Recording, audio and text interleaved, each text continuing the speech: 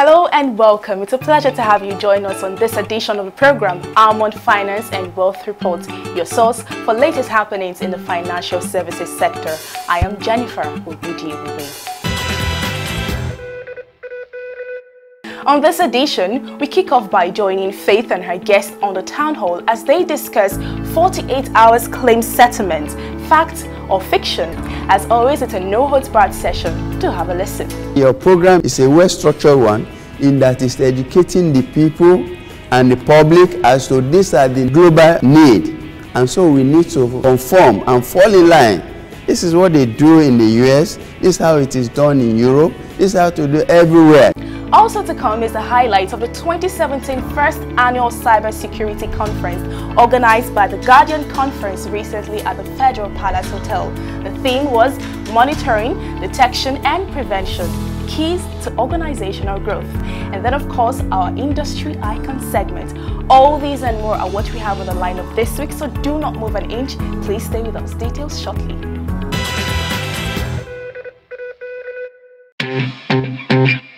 Having insurance is like having an army or a police force.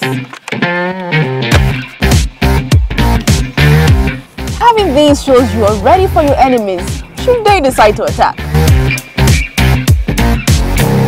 The enemies may never attack, but you must always have your defenses ready and prepared.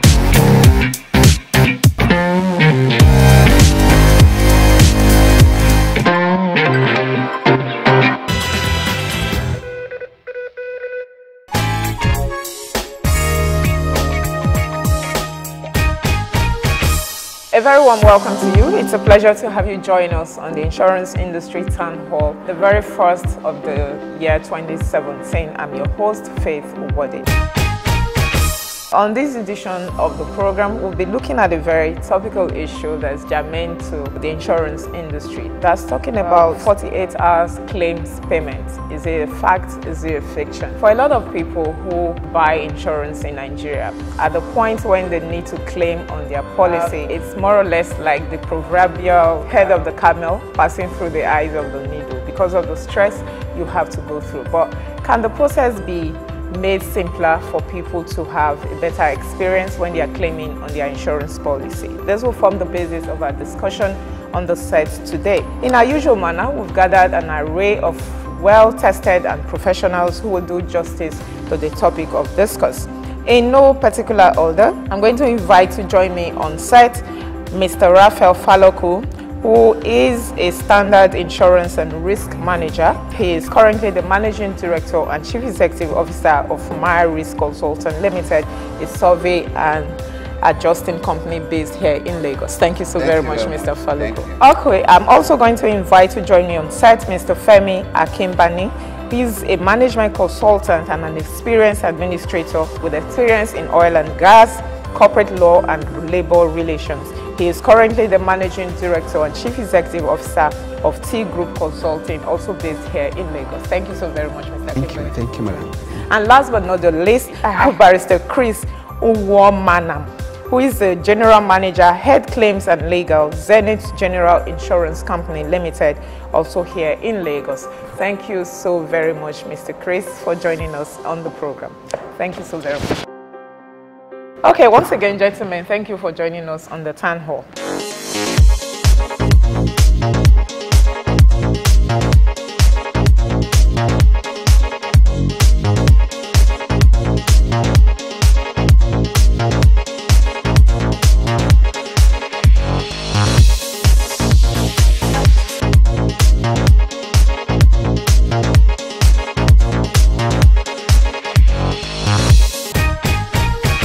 I'm going to start with Mr. Chris.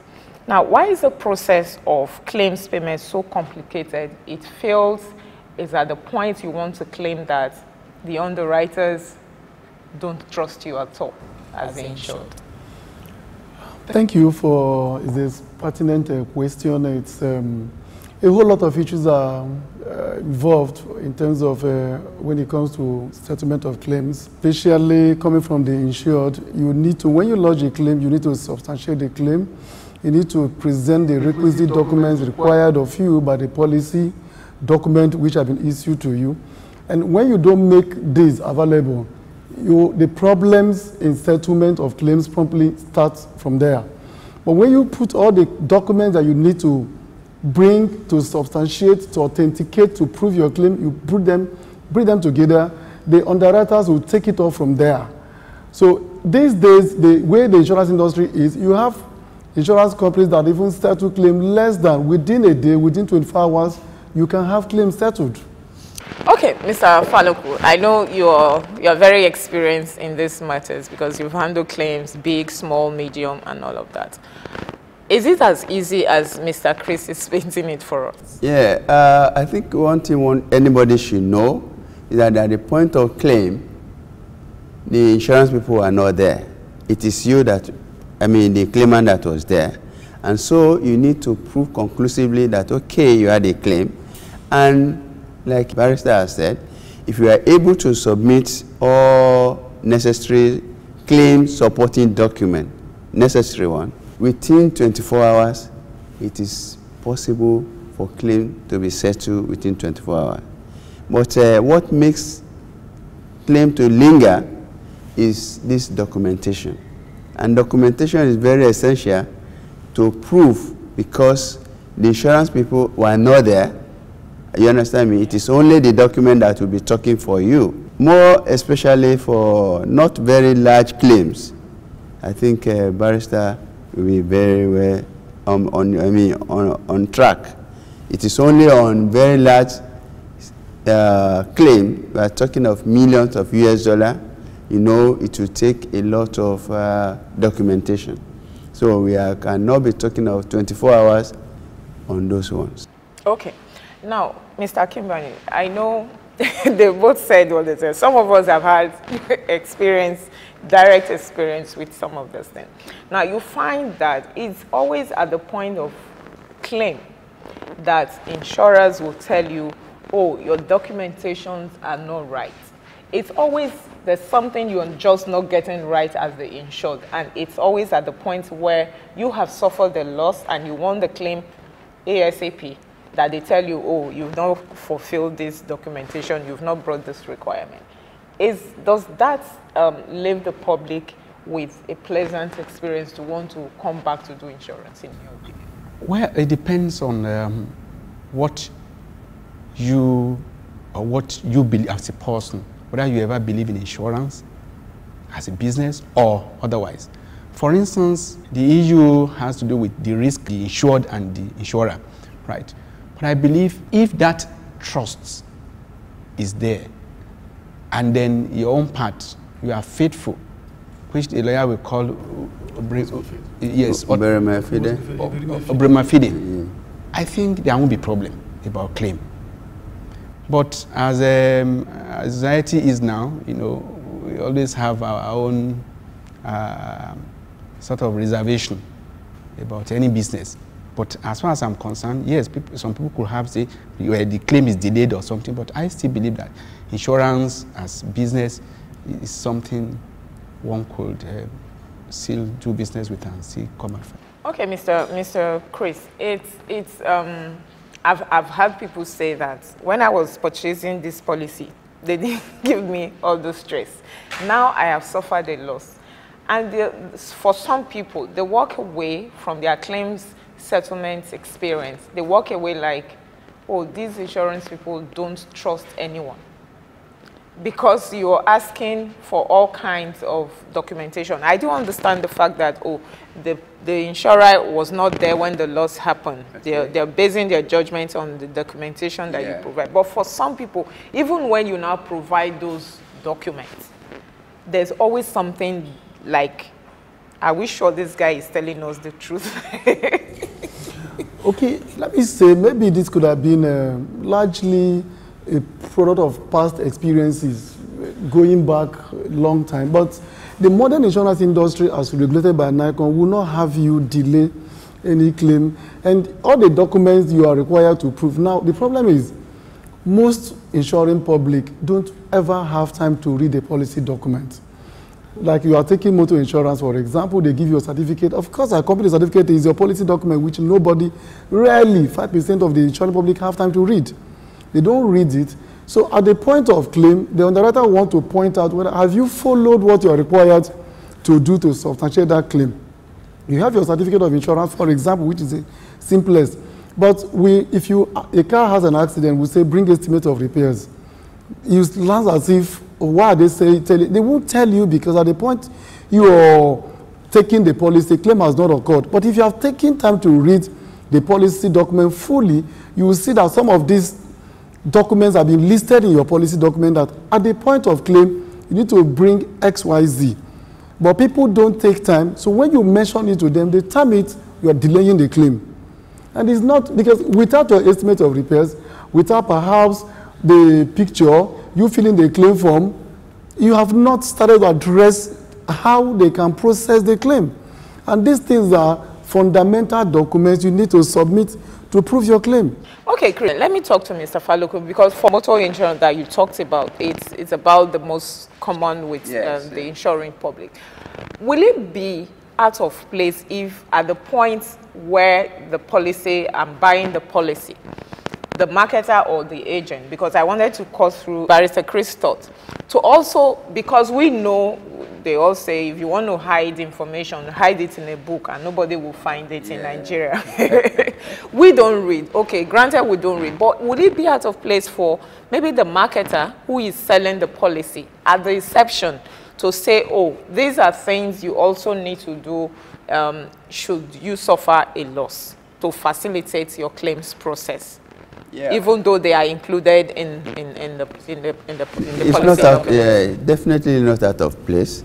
But let me tell you just one instance. I had a friend had a loss on Good Friday. Incidentally, Good Friday is a public holiday, and then he needed a police report to substantiate it, and then to bring that claim. Unfortunately, the police, could not even get the police report, and he will not be able to even come on Easter Monday, or what do you call it. And you can see that even 24, 48 hours a year, before he got it on Tuesday and brought it on Wednesday, you know that naturally that claim was already delayed, even from his own end. But for I'm talking of a Prado of about 7 million naira. And of course, you will not want to settle any claim like that, because you settle on principle, not because you have brought it. Even when you are looking at, when we are waiving so many things, on principle you settle. For 7 million, okay, let us establish your case that you have won. And exactly. That is the terminology you people use. No, that you have won. But there's no problem. I mean, these days, I think there's a lot of good education on the part of the marketer. Now, like Chris has said, before, maybe those Baba, they don't even know how to educate. And people even have the advantage of the internet. What it is like in the UK, what it is like in the US, because insurance is not a localized business, it's a global business, and has to be done the way it is done globally. And it's being done globally. So we know the way it runs. So it's not out of place. You know, education now, these days, I think before maybe school starts older, you find them. But today you have graduates. Senior one, you understand me, hardly at the helms of affair, even for marketing. And to be able to communicate and to let you know, these are the basic things. Not that every document must be complete. No, the basic ones. Okay, speaking of which, is it every insurance claim that requires extensive or complex investigation on the part of the insurer before a claim is settled? No, like he has rightly stated it. The truth of the matter is the complicated claims are, when you talk about fire claims, I mean, the fire has engulfed a big warehouse, a big factory. That kind of claim will require not really extensive, but a reasonable degree of documentation. You talk about the fire service report, you talk about the engineer, the quantities of areas, you're bringing in electrical, mechanical. There's so many professionals that work because the whole building has been gutted by fire. You're talking about reinstatement. So those are not the claims you can just settle within a day or two. or that you can just say, fill a claim form and let's settle. No. The building plans, the owner of the building has a, because you have a building plan, so those documents will be required by the loss adjusters who will need to go through to say that what you are claiming to restrain this building is in accordance with what was there before. And because insurance is the contract of indemnity, nobody will enrich you and you're not supposed to make profit. But unfortunately, what you see in practice is, oh, I insured this, some insured of 100 million. I mean, I suffered a claim of 35 million. Why don't I claim 10, 15, 20 million? Unfortunately, it happens. So, but it happens. Is it a common occurrence in this market? Yeah, largely for big claims, you always find a bit of maybe overstatement of the claim or the claim amount. So it's not something you say, oh, he has made a claim, pay. You bring in an independent loss adjuster like himself, he will go into it. It's like establish your claim. Every single thing will be looked into. If it is a stock, do you have the stock there? It's not the documentary. If you claim your goods have been gotten by fire, were the goods there in the first place? If they were, how did they get there? Okay, Oga Chris, this is where I have issue. On my radio program, I've had this heated argument with my guest that was there. Now, why, before you gave me the policy document, I'm sure you visited, if you do sound underwriting, you have come to inspect the shop or the warehouse or the car. Why is it that at the time I have suffered a loss, I'm traumatized and I need my claims, so you are now trying to establish if the goods were there in the first place? Why is that so? Now, even if you have a warehouse, I could have done, depending again on the sum insured of the warehouse, for something less than maybe 50 million and all the rest. Some companies may not bother. But because of the reinsurance requirements, any building, warehouse, factory, property that's more than 500 million ought to be surveyed externally by appointed external surveyors. But some companies make a policy that anything above 10, 15, 20, just survey. Now, the fact that when I come there, I see goods today, does not mean at the point of claim, and let me be very frank, you see, I can't mention names, but we have had an instance where a studio, this is a photography in my former company, and then was gotten by fire. But you know what they did? They removed all the equipment there, all the brand new studio equipment, brought in obsolete, disused equipment, and something happened. But how did we know? We paid the claim, but it's not easy to prove arson. You could tell everybody this is what I want to do. But you have somebody that said, somehow, somewhere, no, I don't like this. Yes. And you spill the beans and, oh, this is what happened. But if the insurance company now say, well, will he be willing to stand in the witness box to go to court and say, this is what happened? He may not. But if you don't pay, the person will go out with the impression that insurance companies are fraudulent, they don't want to pay. But he will not tell you what he did in bringing about the loss.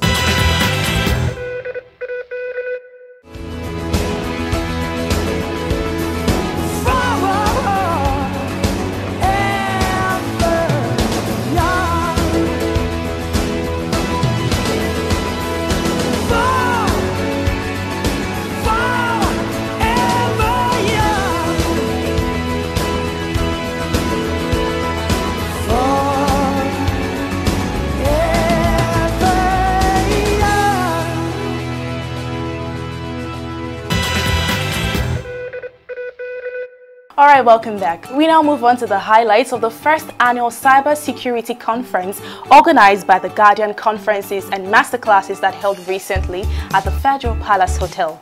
Speaking on behalf of the Governor of Lagos State, Mr. Femi Odubeyi, Commissioner for Science and Technology, said that experts in cybersecurity must be dynamic to be ahead of cyber criminals.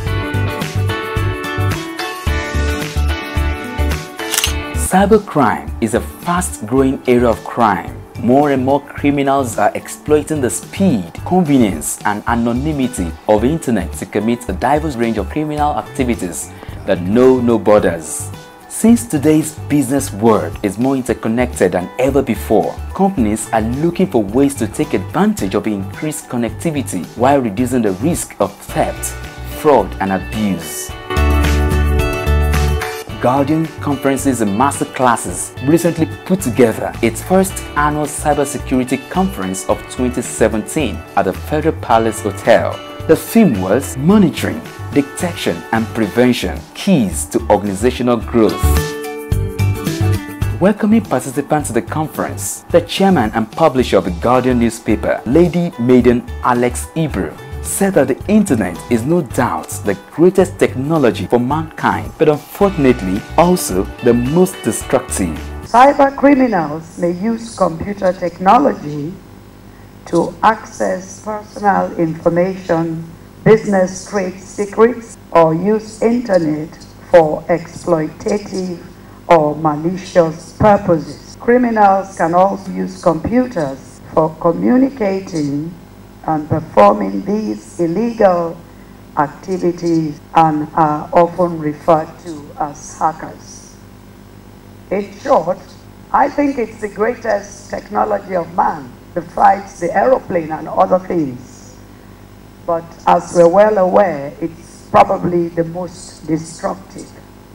Delivering his goodwill message, Mr. Musa Itafajimo, Head Payment System Policy and Oversight, Central Bank of Nigeria, stated that the CBN is working with relevant stakeholders to establish a security information system to eradicate incidents of e-payment fraud. The Central Bank of Nigeria, along with relevant stakeholders, are exploring ways to establish an Industry Security Operating Center, SOC, and the Risk Information Center to consolidate our strengths at eradicating e-payment fraud to the barest minimum and enhancing trust in our payment system. Trust is very significant in our payment system. Without trust, nobody will use your payment system, and therefore your cards and other electronic payment tokens may not be accepted outside of this country. So trust is a major concern for us.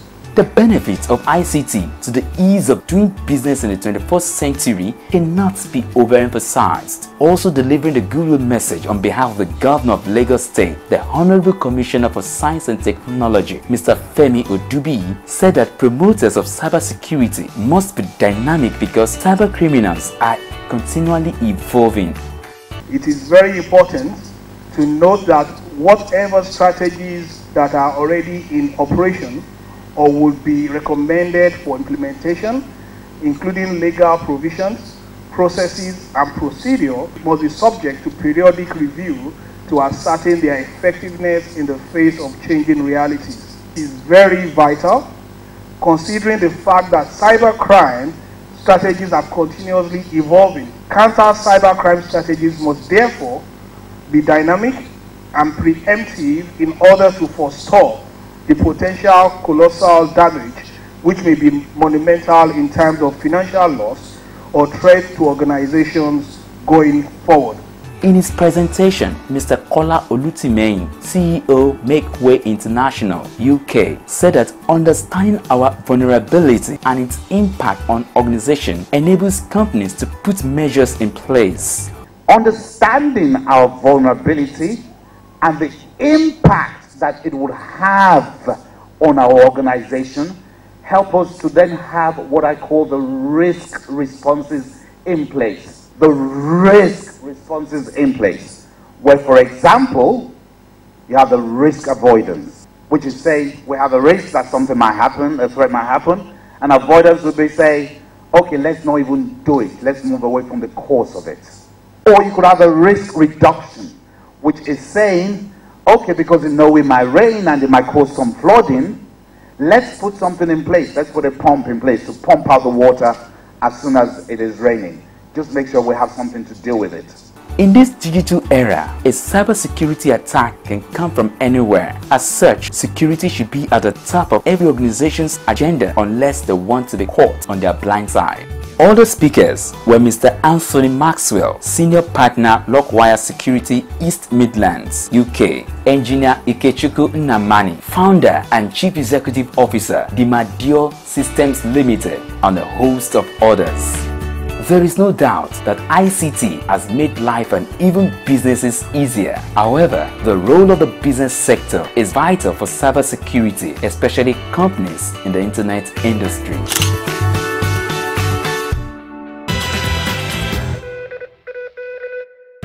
Alright, and that brings us to the end of today's program. I do hope you enjoyed the time spent.